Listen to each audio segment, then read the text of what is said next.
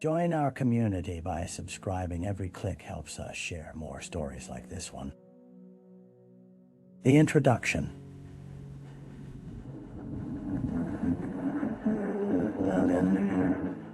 The town of Brookridge lay cloaked in a blanket of early autumn fog, a quiet community nestled between the rolling hills and dense woods of the region. At dawn, the streets were empty, save for the scattered leaves swirling like whispers across the asphalt.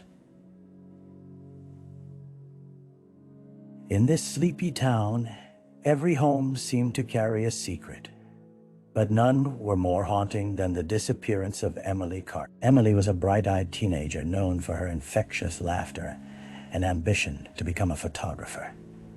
With her camera always slung around her neck, she captured the world as she saw it, a blend of vibrant colors, even in the mundane. On that fateful day in October, she had announced her plans to take photos of the seasonal changes at Lake Willow, a mirror-like expanse just a short walk from her house. Her absence became an unwelcome chill that swept through Brookridge as the sun began to set without her return.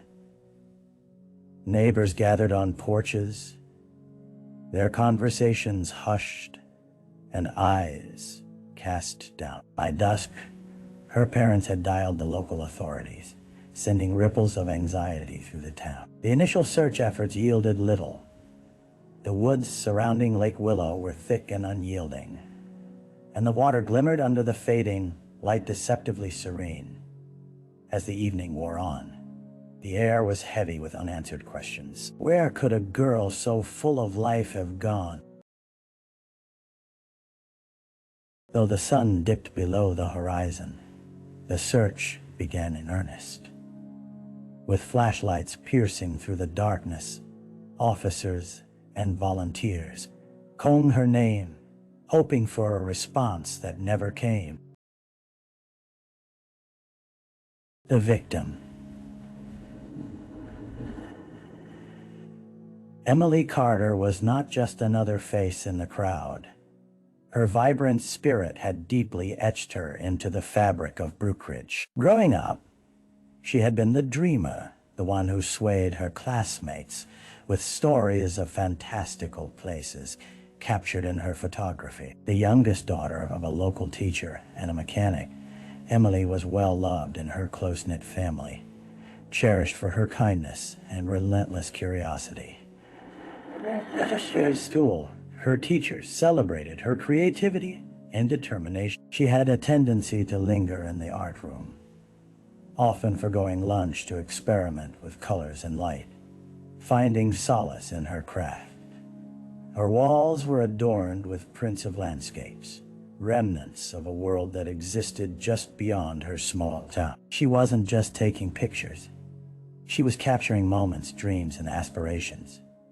But beneath her cheerful facade, Emily struggled with the same insecurities that many teenagers faced. She often confided in her best friend, Sarah, about her fears of not fitting in, of disappointing those who believed so strongly in her potential. Their conversations were laced with laughter, but also rich with vulnerability, the duality of adolescence. Sometimes she felt pressure to uphold an image of the perfect student and daughter. The morning before her disappearance, Emily had seemed particularly radiant, sharing tales about her planned outing to the lake. The trees will be so gold and crimson, she'd said animatedly, at one another with growing suspicion. The crime scene. As twilight descended over Lake Willow, the search intensified, despite the whispers of the townspeople echoing in the back of their minds. The authorities knew that every minute that passed further solidified their fear. Emily was not just missing. She was presumed in danger, and the stakes couldn't be higher. When the first beam of flashlight struck the water's edge, revealing a bank of damp earth and swaying reeds, the atmosphere shifted and unshakable tension settled over the gathering crowd. The initial hours of searching yielded nothing. Officers scoured nearby, treading every detail. Bright yellow markers littered the ground, indicating key pieces of potential evidence. a broken branch, a torn fabric snagged on a thistle, and a discarded cigarette butt resting near the edge of the clearing. Sheriff Thompson's heart raced at the realization that these small fragments could hold the key to understanding what had transpired. The team collected samples and surveyed the area with scrutiny. One of the forensic specialists noted the absence of any struggle marks in the underbrush, suggesting she had not wandered here willingly. The soft rustle of leaves overhead gave an ominous backdrop as they combed through the scene, each member acutely aware of the gravity of their task. In the moments of quiet reflection, Sheriff Thompson stared into the distance, contemplating Sarah's fate.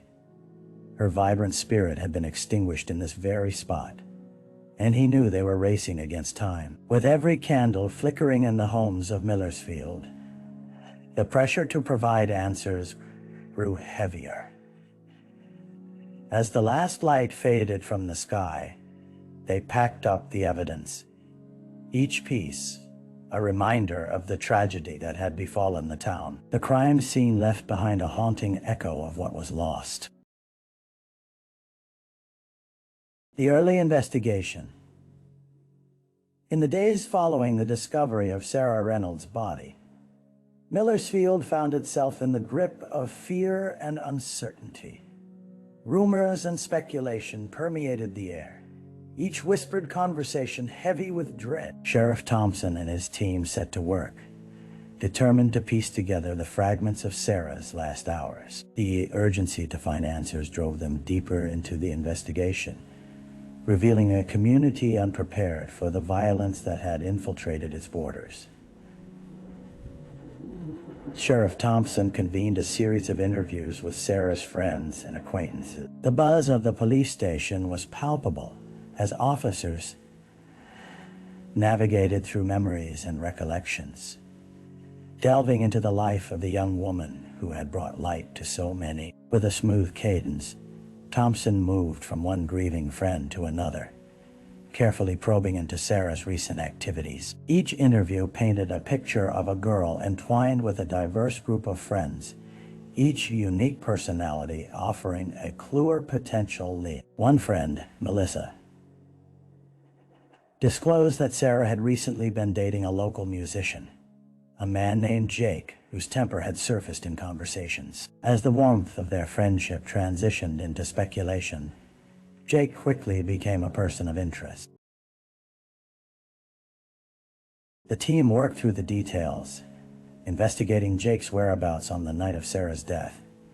Each lead opened doors to more questions, resulting in late nights filled with adrenaline and caffeine. While the small town was united in grief, shadows of suspicion began lurking behind closed doors. The weight of Sarah's tragic ending settled heavily on her friends, each grappling with survivors' guilt amidst the community's eyes watching them closely. Sheriff Thompson knew that time was not on their side. The longer they took to unravel the truth, the deeper the anguish would set in among the residents. The dead ends. As the days turned into weeks, the initial fervor of the investigation began to fray.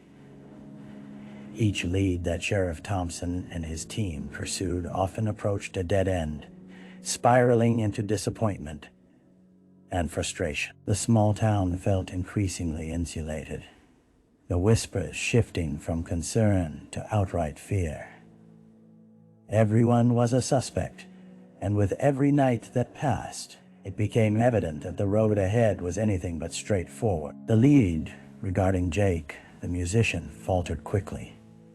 Although his fervent alibi checked out backed by multiple eyewitnesses who saw him at a gig in a nearby town, the night of Sarah's death, the sense of discomfort did not leave the community. Sheriff Thompson understood that Jake could still hold information, perhaps a thread to pull on, but every attempt to approach him had been met with guarded responses and frustration. Meanwhile, the forensic team continued sifting through the evidence with little to show for their efforts.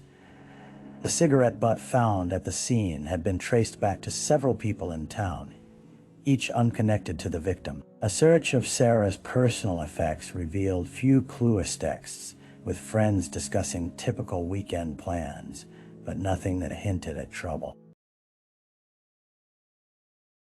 With each passing moment, the gravity of Sarah's brutal death sank deeper into the town's psyche, creating palpable tension among neighbors who had once enjoyed simple, carefree lives. People began to change, the cheerful greetings replaced by quick glances or hushed conversations, as if the murderer could be living among them unnoticed. Sheriff Thompson sat with his head in his hands one evening, the weight of the unsolved murder pulling him down like an anchor.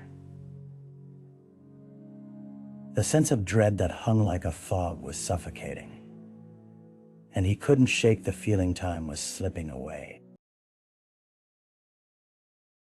A break in the case.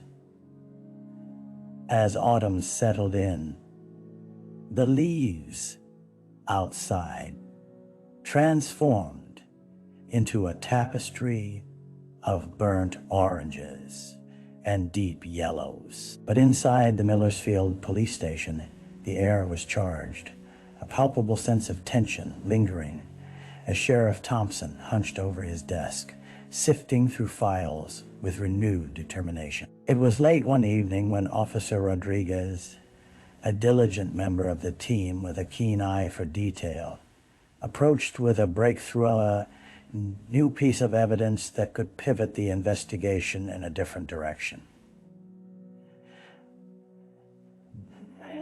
Sheriff, Rodriguez said, excitement brewing beneath her calm demeanor. I have been looking into phone records from Sarah's last night. She made a call that wasn't mentioned before. It lasted almost 10 minutes, just before she was last seen. This revelation ignited old instincts within Thompson. He leaned closer, scanning the details. The call had been made to a number registered under a name not familiar to him, a man named Mark Peterson, a relatively recent transplant to Millersfield, who had been mentioned in passing by Sarah's friends. The name matched the loose threads grasping at the edges of their investigation and presented an opportunity they hadn't realized existed.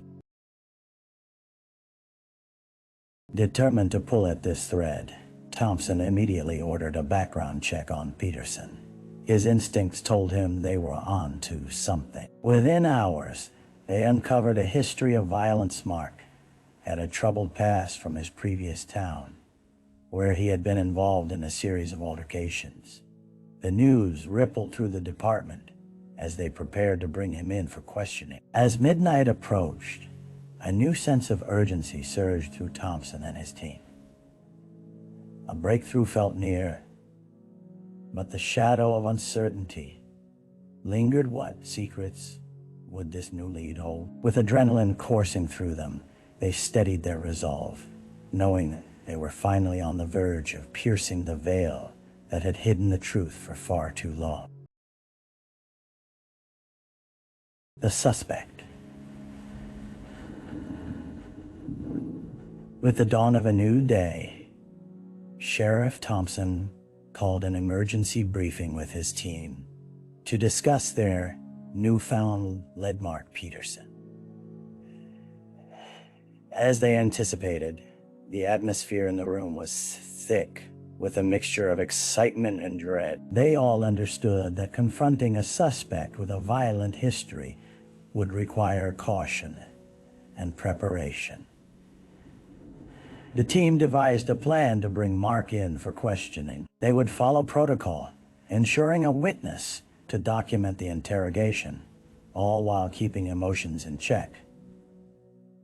Officer Rodriguez, who had uncovered the call record, took the lead role, prepared to navigate the delicate terrain ahead. When they arrived at the modest rental home where Mark lived, the air felt electric with tension. The house was unremarkable, its paint peeling, surrounded by a tangled overgrowth that mirrored the chaos inside. Thompson knocked, the sound echoing against the quiet neighborhood.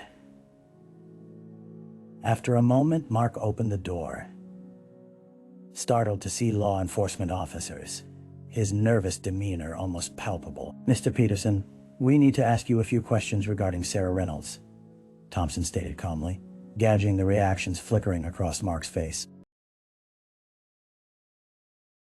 The interrogation room was sparsely furnished, with stark walls set against the dispassionate fluorescent lights overhead. As they settled into their roles, Thompson and Rodriguez laid out the facts in front of Peterson, watching for signs of guilt or evasion. Mark shifted uncomfortably, denying any connection to Sarah, claiming ignorance regarding the call she made and any altercations they might have had. Despite his attempts to appear agitated yet innocent, it was difficult to mask the faint hints of anxietized tremors in his hands, and the darting of his eyes spoke volumes. As the clock ticked steadily, the questions dug deeper, and Mark began to falter. Thompson leaned forward, sensing victory on the horizon. The echoes of deceit and half-truths intermingled in the air, and they could almost taste the confession lurking beneath Mark's defensive facade. The trial. As the chill of winter settled into Millersfield, the town braced itself for the trial of Mark Peterson. The news spread like wildfire, drawing residents curious, anxious, and desperate for resolution to the courthouse. The small wooden building, a long-standing pillar of the community, had never seen such a wave of anticipation and trepidation. Inside, the courtroom buzzed with energy. Family and friends of Sarah Reynolds filled the benches, their palpable sorrow mixing with anger and confusion. Lights flickered overhead, casting sharp shadows across the faces of the witnesses and jury, each grappling with the weight of the evidence laid before them. Sheriff Thompson sat in the front row, a constant reminder of the perilous journey that had unfolded since Sarah's tragic end. The prosecution presented a compelling case, laying out the timeline that led to Sarah's final hours. They detailed Mark's violent past, the phone records connecting him to the victim, and forensic evidence linking him to the crime scene. Each fact resonated through the courtroom, yet Mark maintained an air of defiance, still cloaked in an impenetrable aura of denial. Defense attorney after attorney attempted to discredit the evidence, painting Mark as a scapegoat for a crime that loomed too large over the close-knit community. As the days wore on, tensions escalated. Testimonies from friends and family only fueled the emotional weight of the case. Sheriff Thompson, despite the exhaustion pulling at his eyes, knew every argument could tip the scales of justice. Weeks turned into a blur as the trial became a heated battleground where grief met the pursuit of truth. Finally, after long hours deliberating, the jury returned with their verdict. Silence fell over the courtroom, weighty and pregnant with anticipation. As the foreman spoke the words "guilty," a collective breath rushed through the room, a mixture of relief and fresh heartbreak. The cycle of grief for Sarah Reynolds would remain, but justice had, in some form, been served. The aftermath. The gavel's echo still reverberated in the halls of Millersfield, but the weight of the trial's outcome lingered like a dark cloud over the town. Mark Peterson was sentenced to 25 years to life. Yet the pronounced verdict, while a semblance of justice, could not erase the scars etched deep within the community. In the months that followed, life in Millersfield carried on, but not without a ghost. Sarah Reynolds' absence was a haunting presence that enveloped the streets where children once played. The local community center, once alive with her laughter and the hum of activities, now stood silent, a monument to what had been lost. Each corner bore witness to fleeting memories that clashed with the painful reality of her murder. Sheriff Thompson, though weary from the relentless pursuit of justice, found solace in the small moments of healing within the community. Weekly candlelight vigils stole away from the tumult, gathering townsfolk to honor Sarah's life rather than dwell solely on her tragic end. At these gatherings, stories were shared, tales of her kindness and the vibrant spirit she embodied. Still, beneath the surface, fissures formed. Neighbors who had previously mingled began to withdraw, distrust creeping like a shadow over previous friendships. Whispers of suspicion regarding unsolved incidents resurfaced as the haunting question lingered: if Mark could have committed such a crime without warning, who else might hide darkness behind a familiar face? Even within Thompson's own home, the fear of unresolved tensions gnawed at his thoughts. Each time he wandered into the woods, the reminder of Sarah's fate returned with a chilling certainty. The specter of violence had infiltrated their lives. But so did resilience and unwavering hope that Millersfield could heal, that the heart of the community would not be completely snuffed out. As winter transitioned into spring, the town began to tentatively reclaim its rhythm, one step at a time, but it would never forget. As the one-year mark of Emily's disappearance approached, the community came together once more. They organized a tributia day celebrating her life, filled with art, music, and inspiring words shared around a makeshift stage by the lakeside. The gathering would serve not just to remember a lost girl, but to promise that the lessons learned would never fade. Brookridge would heal. Those scars would remain a perpetual reminder of a tragedy that had touched every soul in its grip. Reflection. As the fragrant blossoms of spring unfurled their delicate petals, Sheriff Thompson found himself walking the familiar path through Millersfield Forest. The trees swayed gently in the breeze, almost as if whispering their own secret. It was a place of solace, once filled with laughter and adventure, now haunted by memories that refused to fade. Seated on a fallen log, Thompson reflected on the brutal chain of events that changed the fabric of the community forever. The faces of Sarah's family, raw and full of grief, flashed before his eyes.